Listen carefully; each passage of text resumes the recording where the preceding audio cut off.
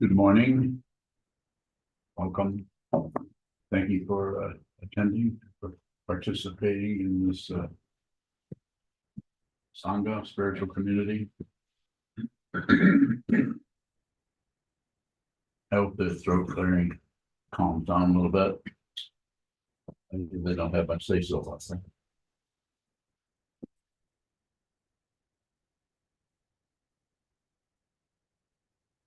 Do that in some sundos, you get yelled at. I don't know what they say. No coughing. No sniffing. No sniffing. So again, thank you, and please continue to help us if you can. Continue to attend, continue to support us financially, however you can do that. You know what you can do and what you can't do. Do that. Don't do that. This morning's Dharma talk title or topic is, there could be other topics for this, but this particular one is Dharma questions. Questions about the Dharma, either in an interview with the teacher, questions, or in this situation where the teacher is sitting here and giving the talk about the Dharma. And you're put in a position of asking questions. Lots of ways to look at this, and we can have some Q&A about it, perhaps. The reason this came up is yesterday, several people said to me, it's interesting in the retreat yesterday, there's all these people, as many as there are here, maybe more, and so few questions. And especially from people who could ask questions that would not only be helpful maybe to them, but to helpful to everyone who's hearing that interchange, because that Q&A, sometimes the Q&A part of the teaching is the most meaningful or powerful.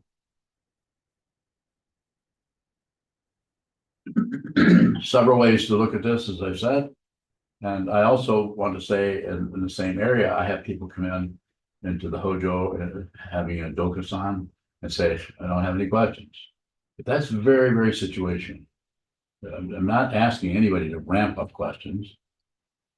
Don't do that. Receive as much as you can, and you'll get to an area where I can't receive that because they don't understand what all I can really receive there is my lack of understanding, which might be appropriate in that situation. If you received vows, especially formally, either jukai or photo ordination as a monk, go to the 8th precept. What is it? You're a monk. Tell me what the 8th precept is. Tell me what the 8th precept is. No hoarding materials or teachings. So you don't hoard the teachings. You might say, I'm not really teaching, but the question you asked, the question you could ask, could bring out an aspect of the teaching that may not click with you so much, but someone else hearing that, it's helping them see more deeply. This is called Sangha. This is why Sangha is so very important. One of the reasons. And the other reason is it's a way of meeting the rest of the world in the spiritual path. Hard to go to a mountaintop and connect with the world, but the Sangha will help you.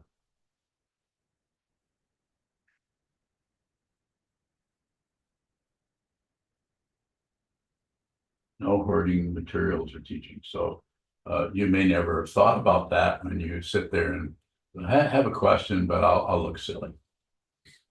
Or I have a question, but I really should know this. This is a total misunderstanding of what this is. Or I'm just embarrassed. That would be my version in the 1970s when I was studying under Trungpa Rinpoche. I was just too embarrassed. But I never had anyone address that. Had my teacher, and I'm not saying he didn't because he talked a lot, wrote a lot, or else had his books, had his teachings transcribed, may have mentioned that, but I never had any teacher directly say, you need to interact with the Sangha and with the teacher around the Dharma. Don't hoard the teaching.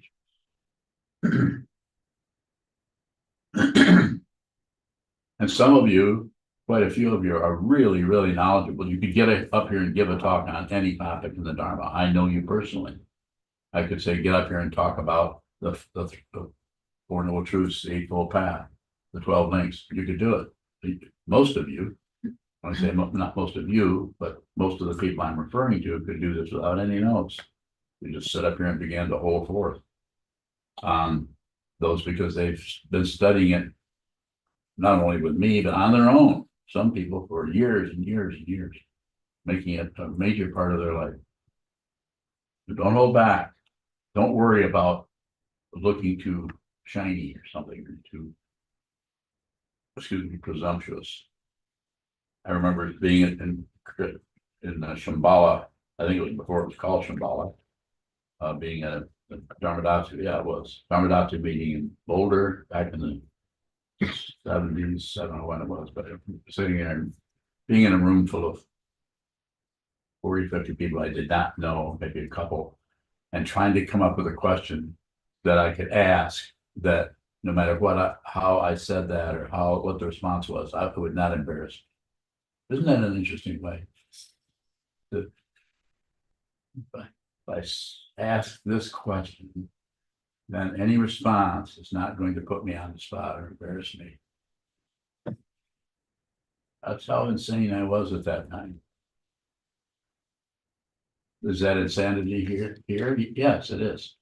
But I'm looking at it.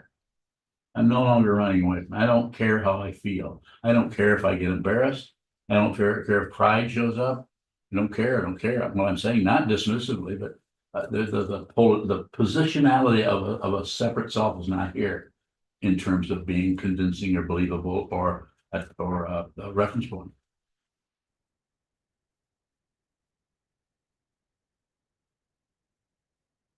No credentials in particular.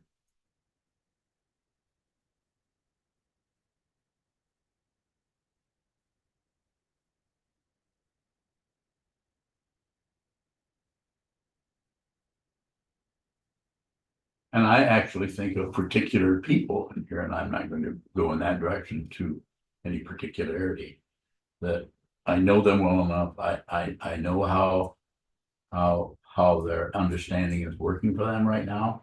They are not necessarily liberated. If they were liberated, they probably wouldn't even attend this. Or they might, probably not.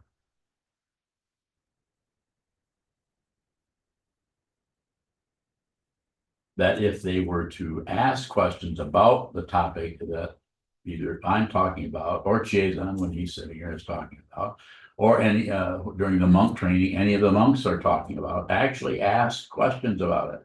I've even said it very deliberately and literally, come and get me, put me on the spot. And I say the same thing with in the monk training, put these monks on the spot. If you don't ask questions and interact with them and put them in that over and over again, that position of being up in front, having to talk about the three poisons. And I'm not saying go after them and be aggressive and think of ways to embarrass them, but I'm saying go in there and interact. This is why it's so important to have a Sangha and study as we do with book studies, not just studying the book in the corner, with your cup of tea all by yourself, reading over and over again a particular topic or a Dharma book, Dharma teaching, but to actually talk with others. And I've said coming in and sitting down and listen to people discuss aspects of cutting through spiritual materialism and really not having questions, that's okay, that's going to happen. But also it can come up where you actually do have a question, or you hear questions go back and forth between two people, and it's about the participation there that's important, not about getting somewhere. When you say, I don't understand, that's awareness, that's not negative. And if you say, I understand, that's awareness. That's not positive. Look closely. Realize your true nature. don't miss your life by thinking it should be this way or that way. However, it's showing up is exactly what it needs to be. Ouch. It's exactly what it needs to be.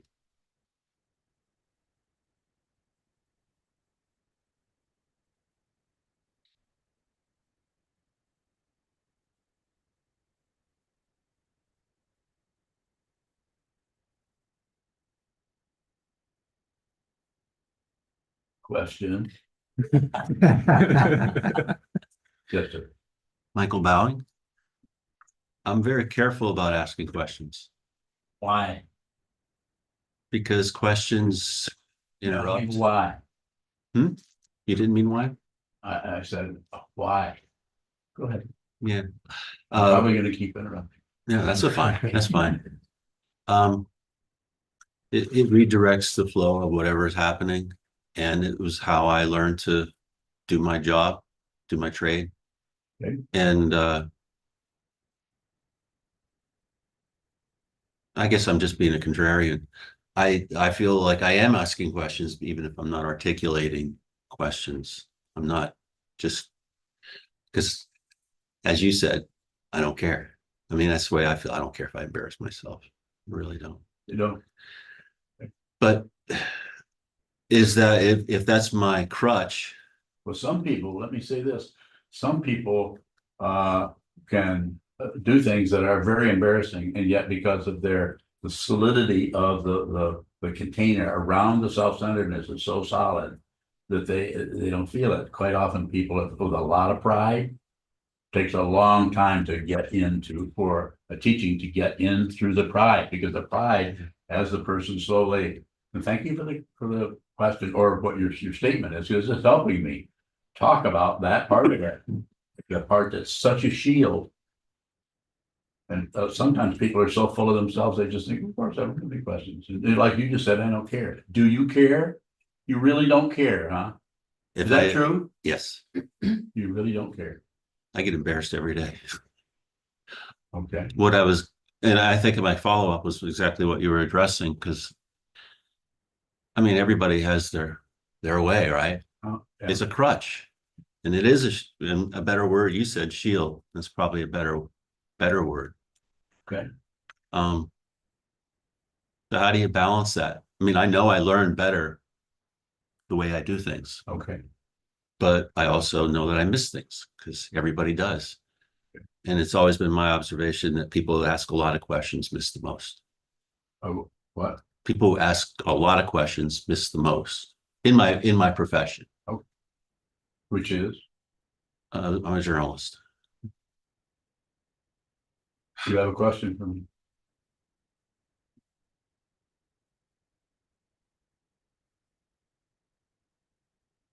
That was also, everything you said was very much appreciated. So I'm not. I know that, and I want to come up with a question. No, come up with one later. I'll go to B. Yeah, go ahead. Thank you. Ian Valley. Yes. What kinds of questions orient or point us away from the truth? Point us away from the truth. There isn't a question. If there's a teacher there isn't a question you can ask that will point you away from the truth. Because to the teacher, there isn't anything but the truth. Teacher's not taking positions on right and wrong, good question, bad question. Did I get close to what you're looking for, or does that just feel irritating to you?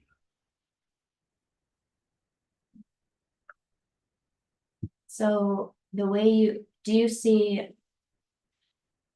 all of us pointing in directions that aren't the truth? Again?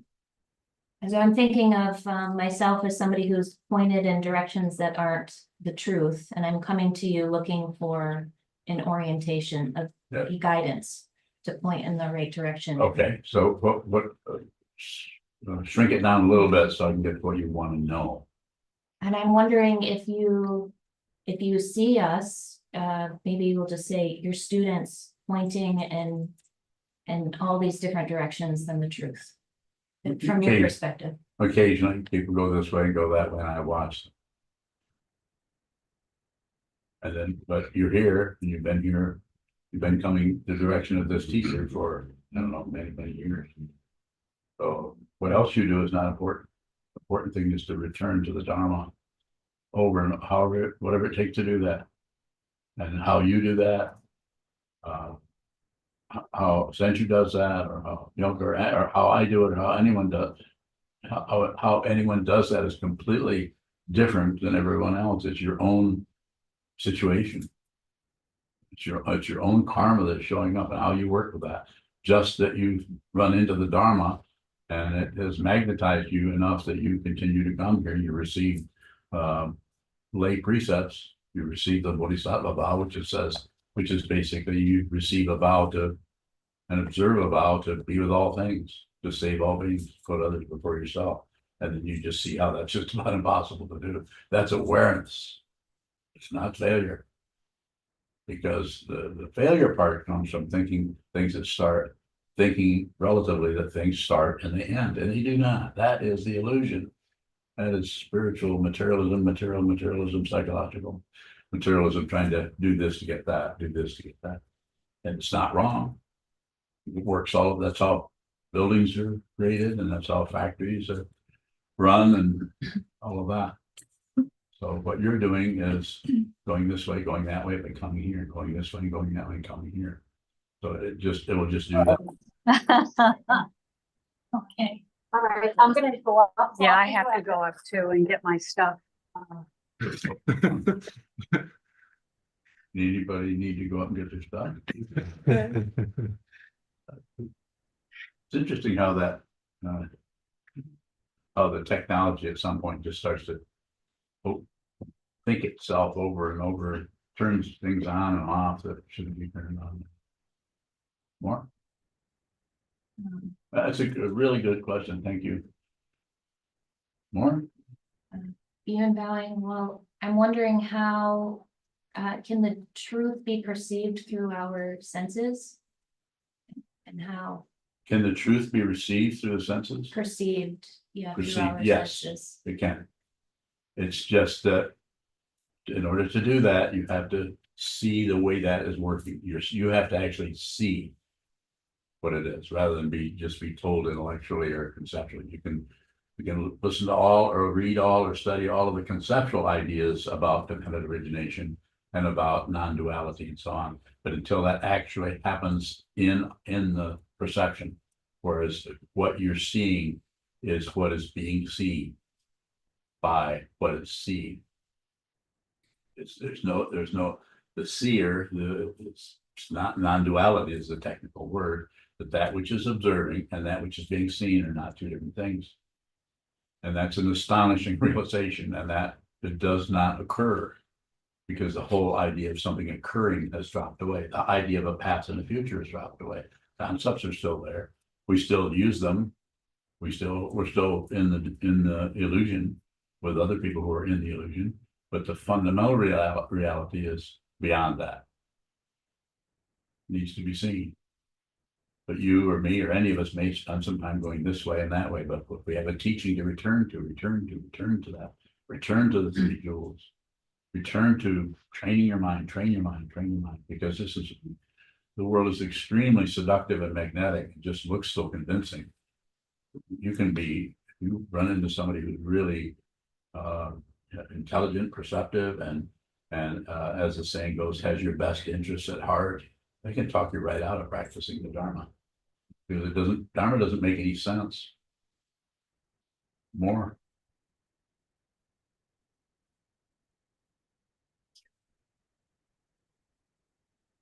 If three of you in a row, I'll start with the first. Go ahead. Thank you for the question. Senju bowing. You said something yesterday. I think this is what you said in the Dharma talk, that consciousness is not biological or not a biological situation. Not necessarily.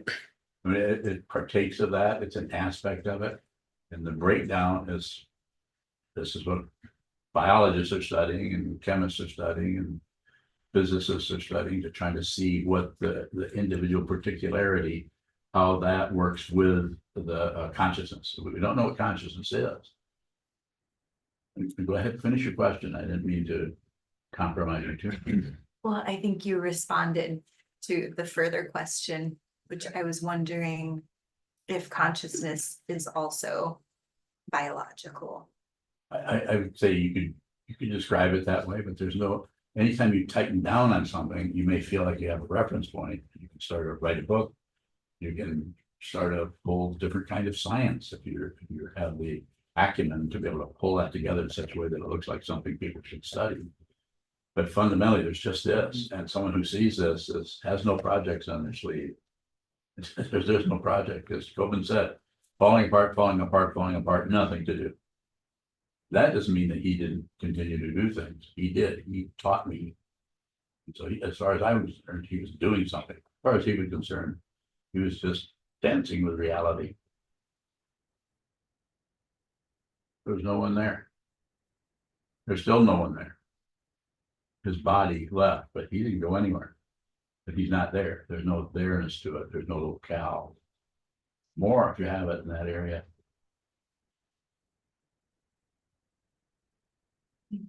Not yet. So it's a realization. You're there all the time. That once it shows up, you just realize it's always been truth. You just covered it up from the time you were born until it's just stopped being covered up, and then you see it, and you realize that no one's looking at this yet. Like just Suzuki Roshi said, to him, everyone looks like the Buddha until they open their mouth. So they look, and then they show how they're trapped in their idea. They're trapped in the swamp of samsara, thinking they're this or they're that, or they're right or they're wrong, or they're all of the polarity. They buy into some aspect of it. And one who was Suzuki Roshi isn't trapped by anything. Is not concerned with what is happening, but does not miss anything. Go ahead. So, right. So grandfathering. More and more when I ask a question, I am unsatisfied and more confused. As though you're speaking and I'm intending for you to illuminate, but there's a distance or a wall or Yes. gibberish. How do I ask a question that appears to illuminate where it is that I'm looking? But you can't help but do that. If I'm your teacher, which I am, and this is your Sangha, which it is, and you're a fully ordained monk, which you've done all the committing you can do to this path. You can't, not that I know of, formally, you can't do much more than just become a monk and then practice the rest of your life. I don't see anything to change, correct, fix, or adjust, or clarify. You don't need clarity. You don't need clarity. All you need to do is continue. Because the thing is not necessarily just with you, but with you to some extent, but with anyone else, the confusion or the understanding about what clarity is, we keep looking for our idea of clarity rather than the actual clarity. The actual clarity that the Buddha saw is clarity. And what is the clarity about? Confusion. How do you become clear about confusion? You look at the confusion. You receive you feel, smell, taste, touch, hear, think, feel, confusion.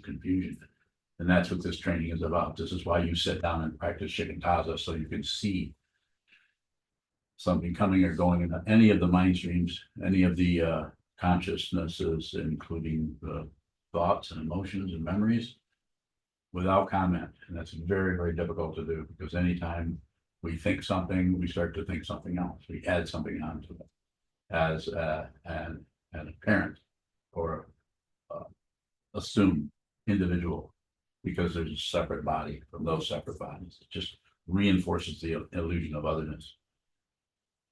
And in response to your question, I would say, just continue. I'm watching you. I'm watching anyone that's close to me, and some people that aren't so close. When I say watch, I'm not watching with some kind of nosiness or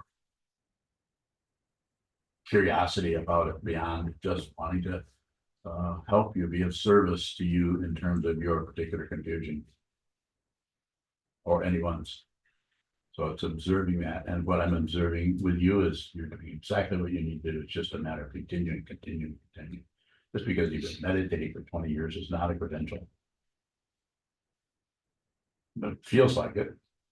And sometimes we even think that I've meditated for so long and I'm still going in circles and I'm still feeling depressed, or I'm still feeling. That's why it's necessary to have a teacher, so the teacher can say, these are not failures. This is how this looks.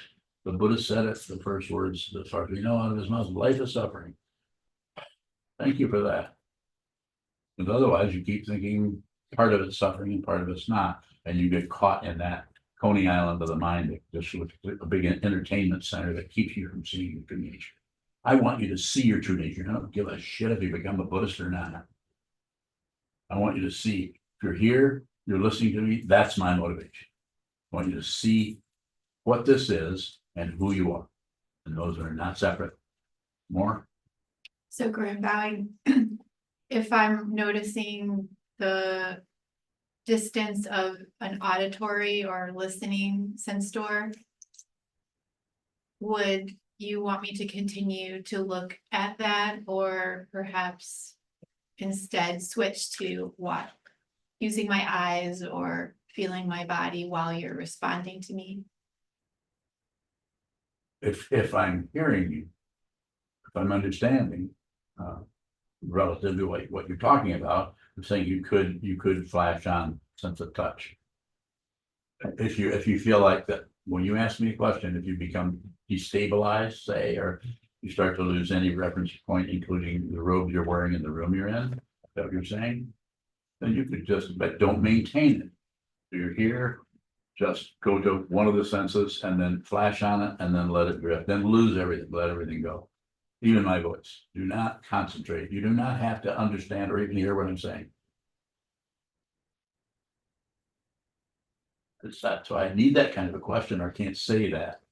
I'm not going to give that in a talk, but the way you're asking it, I'm hearing what you're saying, others are hearing what you're saying, and they're seeing the way I'm relating to you as a student. Nothing has to be maintained. Yet they don't have to accomplish anything. Just continue. At some point, there's no path. There's nowhere to go. There's nothing to do. Everything is falling apart.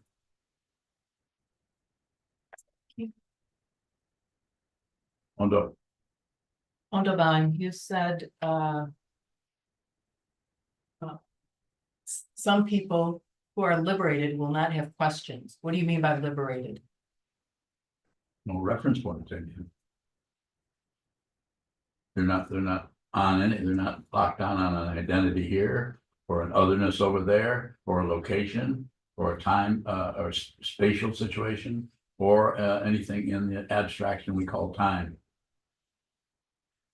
So therefore, if you bring to that person any situation with your broken lawnmower or anything, then they'll just relate to that where it's at. But they relate to it very directly because they're not separate from it. If you go away and they're sitting on a stool in the back of their garage, when you go away, nothing continues. They're not thinking about what you were wearing, not thinking about your tone of voice. Nothing is continuing after that. Just present. They're just there. And they're not bored. Nor are they entertained. They're not separate from anything. It may sound a little, romantic or magical. It is not. Magical is an exceptional situation. This kind of magic, Trungpa Rinpoche tried to use that word and called it ordinary magic. That's because it's, you eventually notice how outlandish everything is, and it never goes away. And so it becomes ordinary. So everything is ordinarily outlandish, astounding, but it's not a polarity. More? Ondabang, so then what about someone who has a deep understanding? Will they still have questions? I mean, I'm looking at like what comes before liberation. The deep understanding can go away. It works pretty good. It's like the ladder works really good. There's rungs. There's what are these called, rails? Or there's another word for the things that hold rungs together. Like if you take those off, you notice the rungs Don't collapse into each other. This is with the Dharma. This is not with regular ladder. You can't do that with regular ladder, or at least you should. Please don't experiment. I started using a term, Eric, or not Eric, but Chugada will remember that one rung ladder. So it's just, there's just one situation and it's not separate. And since it's not separate, it's not even one. It's just that. That needs to be done by everyone. Please do that. 20 years from now, if you happen to be here, remember that. Just see what this is yourself. See it yourself. Don't add, subtract, divide. Just see. Yes. Wednesday bowing, how do we practice seeing with something other than the intellect? Pardon me. It seems like I'm good at seeing with my intellect. Yeah. How do I see with or understand with Just something continue with the intellect. outside my intellect? Yeah, just continue with the intellect, but interact with other people who are working with it on the same way, including the teacher. So there, we have several people. I could give you a list of names of people that you could talk to about the Dharma that would really put your intellect on the spot. Because they are so incredibly gifted, you could say it that way, or hampered by. It doesn't make any difference. State either way. Gifted, hampered, however you want to say it. By that, but the teachings need to come across with language. You can't just be Ramana Maharshi and sit back on your divan and have people come and sit in front of you and just have this wonderful experience of reality sitting in front of the guru who doesn't talk. Seems to be, you have to talk about it, but you don't have to change anything. Continue. Return to the vow. You're wearing a rock suit. Continue to the vow. Be with all things. Be with all things. Whatever shows up. And the way you practice that is notice how you can't do that. Notice it's not failure. It's awareness. Noticing how something is showing up that is happening in your work environment or your relationship environment that's very negative, and notice how difficult it is to just feel that thinking about it. And then you notice you start thinking and analyzing and sorting it out, picking and choosing. And then if you can, receive that and just be with that. So it'll tend to back up in different ways with each person. But if you return to that right in the middle of feeling like you're backing away from something, you're refusing something, then if you can, just return to the vow. This is something, and it's like you just turned it into something that you're not going to run away from that. You're not going to cover it up with your commentary or your elaboration. Just going to be with that. It's like hugging a really, really ugly, smelly teddy bear. Teddy bear stinks. It's like that. It's something you love, but it's something that's painful. Personal truth. Life is suffering. It's hard. More. But When you're bowing. Earlier, you talked about. Let me put it this way, when we're in front of you. You don't sense a separation. If we are confused, you crawl into our confusion with us. I don't have to crawl anywhere. I am your confusion. And that may sound pompous and like I'm full of myself, and I am. I'm full of myself. But I think you said that we don't need clarity. I think maybe it was just. No, because it's a concept of idea of clarity that keeps stopping us from actually having actual or being actually clear, because we keep looking for the confusion, try to become clear about it. It's just stress. We stress ourselves, but that's because the ego, that part of the consciousness we call the klesha mind or the ego mind, wants to be included in this accomplishment of awakening your awareness, and that goes on for quite a while. It can go on for a long time and actually continue the circularity we call samsara. So the ego, it will operate there. You have a teacher, you have a teaching, and if you have a community, all three of those are very, very important. If you try to just have a teacher or just have a teaching, just read books on your own. I'm not saying you couldn't have a realization. Sure, you could. It's always possible, but less likely without those three jewels. Yes. So I think you've also said confusion is not separate from clarity.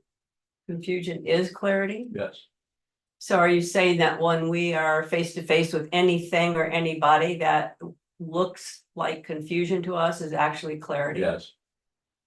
I am saying that. And so what distinguishes the clarity? from We the think if it's rough or stressful or painful or any of that, that must be wrong. You need to go away from it. And we call it confusion then? We could, yes, call it confusion. I have to get away from that. I have to become more clear about that. Yes, When you've also, when you were in front of you, let's say in a Dokuzan. And you say there's nothing else, it's just whoever's there. And it's just presence, but what if the student starts to daydream about what you've said, is that still just presence? they're sitting in front of me. Yes, Well, you can't really say that unless you've been aware of it. Aware that you're doing that. You mean someone's sitting there and they start to drift off or they fall asleep? no, just start thinking about something else. I think that's what Sokuzan was pointing to a little bit, weren't you? Oh, just another form of ignoring. But eventually we start to see how that keeps going away, and that's an area that just needs to be observed and watched. Do not fix anything. Don't fix it. And that's where that if you begin to with some practitioners, that area of just allowing that failure to happen over and over and over again is the beginning of something that shows up in the consciousness that could be called humility. It's just realizing you're nobody, you have no say so about anything. And you're what's the conventional cultural word, you're a loser. That's you. So I would have to say that's true here, not that I'm so humble. But it's about losing the need for a reference point or the need to know anything or have any kind of relative value, particular. When you first had your interview with Chogyam Trungpa at, I don't know, Shambhala Mountain Center or wherever it was, and you sat in front of him. You said, I believe his presence was overwhelming, or it made your mind stop. It was for me. That's how I would describe it. I couldn't think. It was just a powerful teacher. Very powerful teacher. So you And- notice how we'll make a statement, go no, and then we go yes. Sometimes people will even say, yeah, no. Yeah, You ask, say something, yeah, no. And God, what is that? You're done. Shoka's wants to tell me something. I'm just curious about what that presence is or was. I think you said it went fine, and then he made a comment to keep sitting, and you said, oh, you bet, and then right away he mocked you. So what I'm getting at here is, for me, sometimes there's fear of asking a question that could result in Being mocked.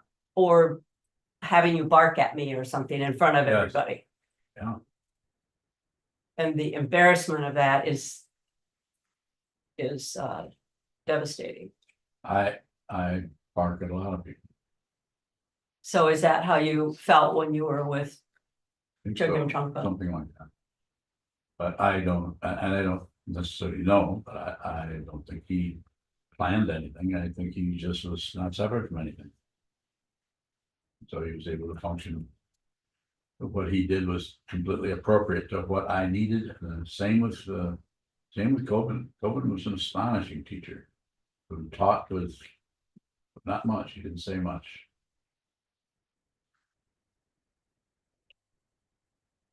Mitch, Mitch Bowing. yeah, you're Mitch. Well, you said Shoko a second ago. You're gonna call him No, next, no. so I caught off guard. Nothing in that. Okay. So true. Okay, 3 questions. All right, the first one pertains to three questions. The first one pertains to something that was brought up and asked earlier, and it was the direction and whether we're facing in the direction of truth with our questioning. And then you followed into a liberated being and having no reference point. And I guess my question was your comment on no reference point and kind of, I guess, were you drawing attention to liberation as the awareness of the duality of a reference point and a being looking at truth? Simplify your question. I'm tracking you to some extent, but Okay, I'm falling off the edge of the bridge you're building. that's fair. Is there truth in a reference point or in a direction? Yes, it's truth there, relative truth. And there's lies in a direction, duality, Lies. or well, I mean, truth and lies being Yes, the duality. Any kind of positionality or direction is full of relative truth and relative lies and relative untruth. It's just flooded with illusion. And so would being receptive to and having the awareness of those things lead to no reference point or no direction? As long as you don't add to the illusion or delusion, and if you do add to it, and then just be aware of that. Mhm.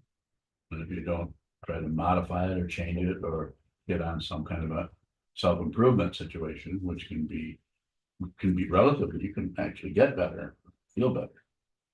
So going to a therapist or something like that can help you. There are all kinds of techniques. Cognitive behavioral work can be very valuable to people, as can everything, brain spotting, just so many different things. What's the other one, the more advanced or more, the one that brain spotting came out of? EMDR.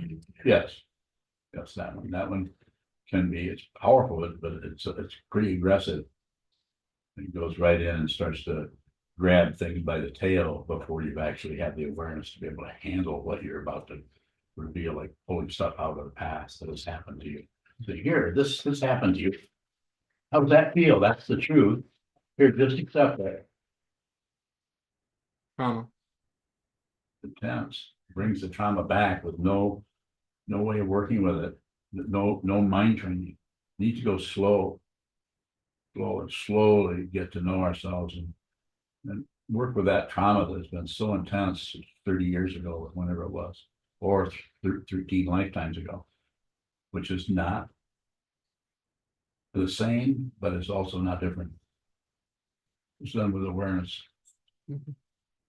Well, my second, thank you. My second question, I'm reading the Shambhala, the Sacred Path of Warriorship, and Chogyam Trungpa talks about fear into fearlessness by looking at your fear. And I guess I was just curious your experience, or if you could. What do you want to know? What's the question? What does that look like? How does that going from fear to I fearlessness? can tell you in a couple of words. Yes. It might take a while to understand what it is I'm using words to point to that really is impossible to describe. Mhm. There's still fear. The fear can come up, and it can come up even more intense, but there's no one who's afraid. There's no personhood anymore. The fear is dependently risen. This illusion we're in is dependently risen. So the good things, the bad things, the neutral things are going to continue to have their way. And with someone who has no belief in a central system, a center or fringe, no ego. But the ego's there, but it's also unreal. Then there could be really, really intense, even terror, but no person. So therefore the reactivity, there's no one to react. So it's just consciousness. So the consciousness just you may leave the room. You may do something different. You may watch a movie, you may do something to distract yourself, but it wouldn't necessarily be reactive so much as it would be participation with what's happening there. And there still can be intense polarity, especially if the person who has, say, 10 years ago or 100 years ago or further has somehow awakened to their true nature, then they're still going to live. Karma is still there. There's a story called Sokuzan's Fox, where I can't remember exactly how it all went. Do you remember how that goes? So something where he's he kind of gets kind of puffed up because he kind of has realized, but he kind of has thinks that he's kind of beyond karma, which is impossible to be beyond karma. So you are the karma that is arising. And if that realization is overwhelming, because it actually is telling you there's nowhere to go, there's nothing to do, there is no right, there is no wrong, but there's intense suffering. Fundamental realization, and one who realizes that probably, even without a vow, probably going to want to help others who ask for help, but not necessarily. A lot of fear, no one is afraid. Third question was about my meditation practice. I know Shikantaza required, or you look at a wall. I mean, sit still, hold the body. Is the wall a requirement, or could it be a body of water? Could it be a tree? Could it, I mean, is it or Could be something that move, if the movement is regular, like water or tree, there's not much happening there, some leaves moving, that's fine. It'll only be entertaining for about 3 weeks. But you have to sit there for 3 weeks. Any further questions? thank you. Shogun, what does it mean to see the truth when I don't want to awaken? When you don't want to awaken. I don't know. What's your problem? You're a monk. Want to take those robes off and give them back to me? Shogun, it's more of just looking at this aspect of consciousness arising where I don't want to look at whatever is the truth. That's also awareness, as long as you continue to return. Return to the wall, return to the teacher, return to the teaching, return to the community, no matter how it feels. And return to the first noble truth if you have difficulty understanding, and realize that you're studying the Buddha's Dharma. 2,500 years of teaching. That's what you're studying.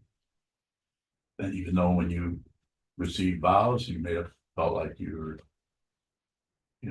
beyond that now, and now you realize that's too big of a chunk of life to bite off. You might be returned to just being a truck driver. Forget the road. If you can't come to me and talk to me about it, I would receive that road back from you, but not before talking to you quite a bit about it, so you can see what you're doing. Don't miss your life.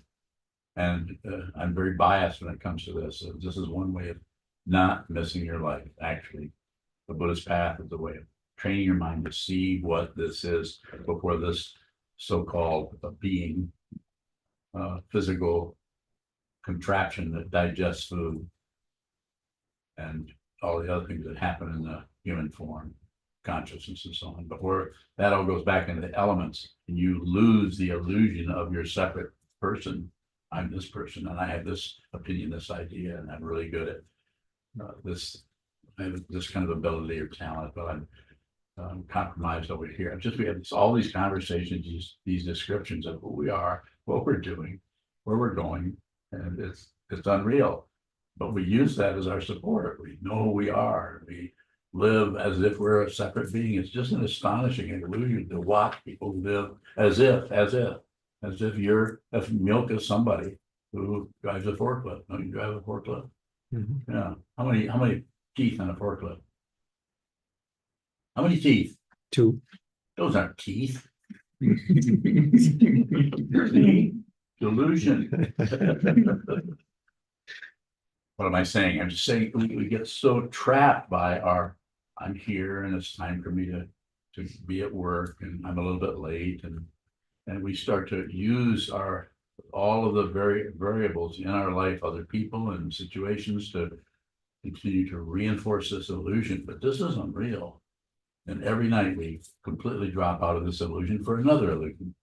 And you don't spend much time really thinking about it other than saying, well, that was an interesting dream. And we come right back into this dream. So let's awaken from this dream. I'll help you. I'm totally dedicated to helping you right up to the time I pass out of this situation. That's all I'm here left to do. If you want my help, I'm here. If you don't, do something else. This is your karma. This is a big deal from the point of view of on and a lifetime after lifetime after lifetime. You and I have been meeting. That took me a long time to realize that, what this was about for this meeting. So, yes, Sokuzan, what is the resistance or the turning away? what's the resistance? Fear. Fear of losing that temporary reference point of me, who's having this feeling or that feeling, or being angry or upset, or this is not going my way, or this is going my way. All of the reference points. There's nothing happening.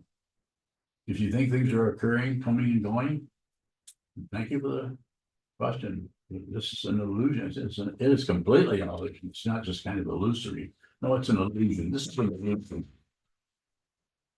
That's not real. That's one part of the illusion banging against another part of the illusion. Proves nothing. Want some proof?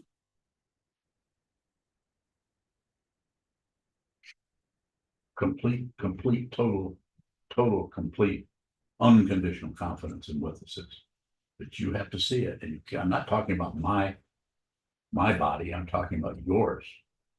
You may have to look this direction to understand what I'm saying, but it's find it here in yourself, within yourself, sit symmetrical, hold still, receive all, no matter what arises in your mind, and do this hour after hour. Do it day after day, week after week, month after month, year after year, for the rest of your life.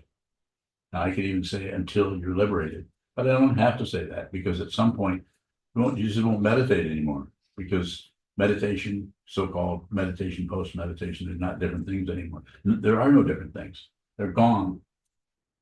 And if they are there, in the sense of something is moving over here, not moving over here, you see that it's unreal. It's an illusion.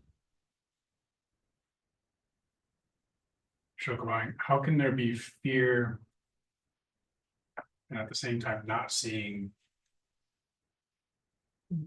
what is triggering the fear, what is looking at, what the fear is looking at? It's becoming more and more disembodied. So the fear is becoming more like it will be when this body goes away, then that kind of fear has complete purchase on your consciousness. So that right now you're protected by your body, because you have a body.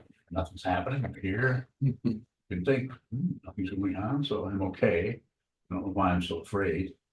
Well, if this body goes back, I'm not condemning you to anything or threatening you. I'm just saying, experience the fear while you're embodied and see what it is. Because when you disembody, then it's more like a nightmare. It'll not be easy. Or maybe I'm totally wrong. Maybe dying will be wonderful and we'll all be liberated. I kind of doubt it. Maybe. Yes. Sokuzan, I've asked you about that area before. Where feeling like if I die, it could be like a nightmare, like you just spoke about. And you respond by telling me that that's my self-centeredness, and it's not a really clear understanding of what that is. Said a lot. I mean, I could come up here and just give one talk where I just said a lot 50 times. It really is important to do. We can talk about it some, we should. It's good to talk, good to study the Dharma, study all the teachings down to the lineage holders down. It's very important to do all of that together with a group especially, but also it's good to have questions. But the fundamental thing is we've got to sit still and look at Chisho's mountain. So Chisho's looking at. It looks out the window of the mountain. So you're asking about looking at a tree stump, or Chisho's got a mountain, don't you? So that's fine. It's the idea of having something that's not moving very much. So it can be a mountain. It can be a wall of your garage. It can be a tree. It can be a picnic table. It can be just something where you just hold still and watch. And that way, all of the other senses are engaged in the same way. Sense of smell, but there's nothing particular to smell. Sense of hearing, but nothing particular to hear other than maybe occasional birds or motorcycle or something, but not much, not enough to engage the thinking process too much. And when you're just looking at something or not much is happening, your understanding of the otherness that is across the space between you and the eyes and what you're looking at, you begin to have an understanding that is non-conceptual. Doesn't have a, you might be able to describe it conceptually, but you understand. Good. You understand? Good. You didn't know. Yes. Well, so that was why I wanted to ask, because I've been running down to the local beach playground and Yeah. at night, like 11 o'clock or whatever, and I sit and I stare at the waves for 30 or 40 minutes. But because there is a lot of sensory things happening, crickets, slight waves, you know, very light movement because it's dark, but there are sounds and experiences. I was worried that, not worried, the thought was that it was distracting me from my thoughts because there was so much clarity and peace The only in those thing bits. the only thing I would address in your question is you're not staring. Not staring at it, you just look at it. Mhm. Just not staring. That word is. You're not actually doing that anyway, so no point in even using that. Just look at the waves and don't maintain it. Don't maintain. If you're looking at the wall, then look at the bumps on the wall. But don't maintain anything. That's it. Michael Bowing, I think I came up with a question that I was trying to ask from the beginning, but that's why I don't ask questions, because it takes me forever to go around and around and figure it out. But Understand. and I could be wrong, but I have a conviction. Oh, wait. You're wrong. I could be wrong. I could be wrong. I don't want to admit my conceits, but I feel like we often ask the wrong questions to the things that are troubling us most. And I'm very judicious about questioning. And again, that could be a shield. I guess the question is, how do I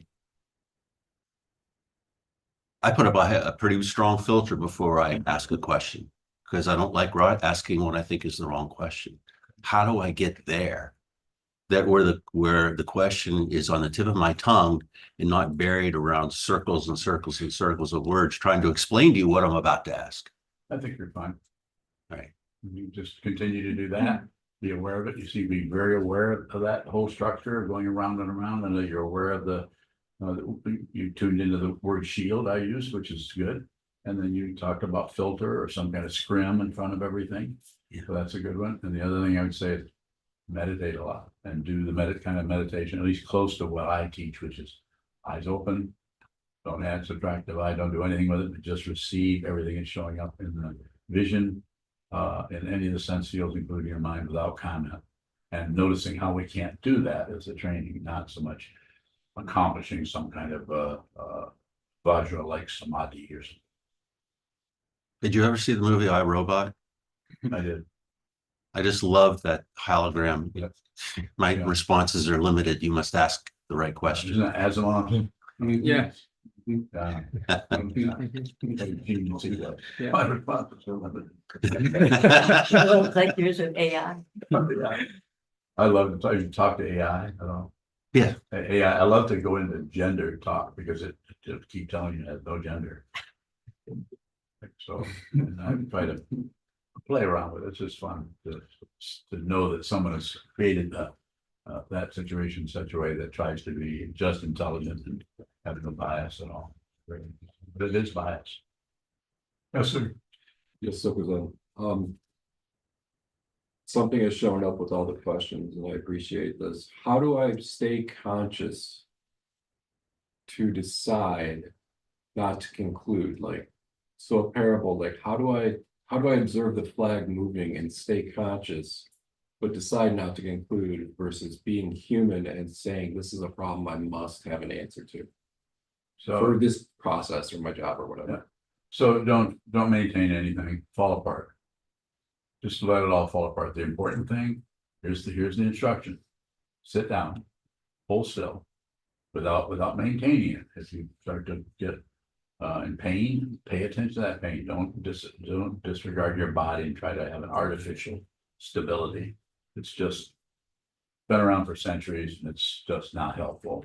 Might have been helpful in the medieval times when there was a different kind of a relationship between society and all these macho meditators, but not necessarily. You can actually move and then come back to the stillness. So the idea there is to return rather than maintain.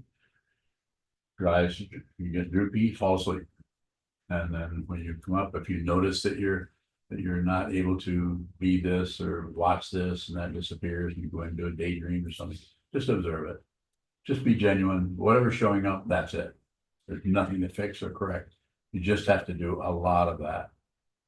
And when I say my example of that is 30+ years before I began to even function like a teacher. Before then, I would just teach people how to meditate, but not be able to really. I could respond to their questions, but I knew I should shut up. I was not a teacher. I didn't understand. And now, do I understand? I don't know. I don't have a position on it. But if you have a question, I probably will respond. Very good. I'll take one more. Milka Bowing question on YouTube from Ath. I'm not going to take.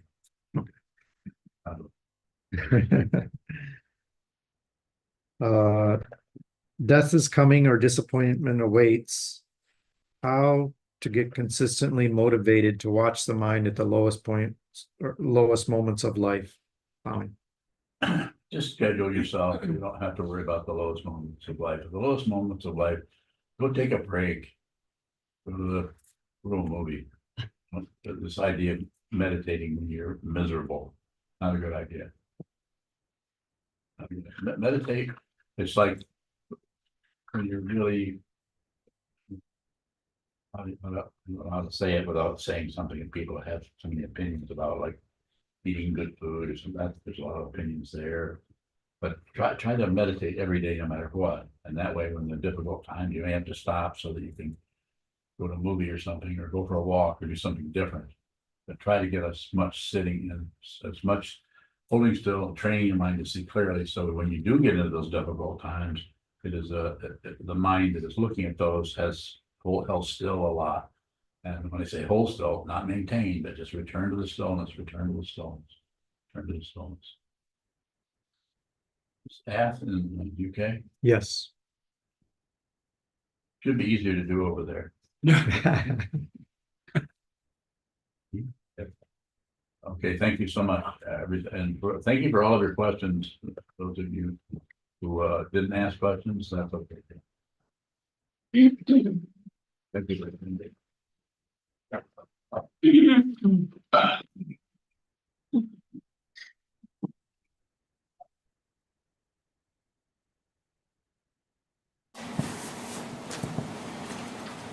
I also want to say before we start the end here, I want to say those of you on Zoom, since I have so many people here, if you have a question, besides just holding your hands in Anjali or Gasho, you also just speak up. And so say, I have a question. That way I can respond to you, get my attention. Because sometimes just, 25 or 30 postage stamps need to talk.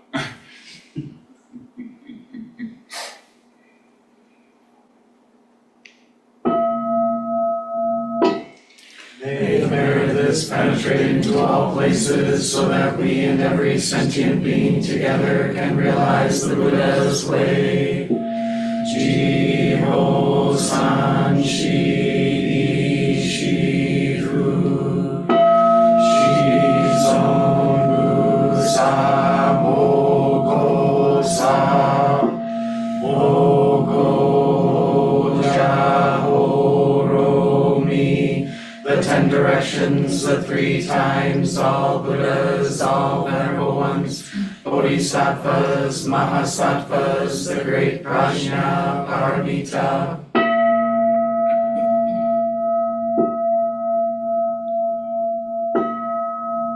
O Buddhas and Bodhisattvas of the 10 directions and the 3 times, please hear us. Please come down out of the light and protect SokukoJi Buddhist Temple Monastery, our Sangha, families, friends, and visitors. Heal everyone who is unhappy, sick, or suffering, and fill them with light.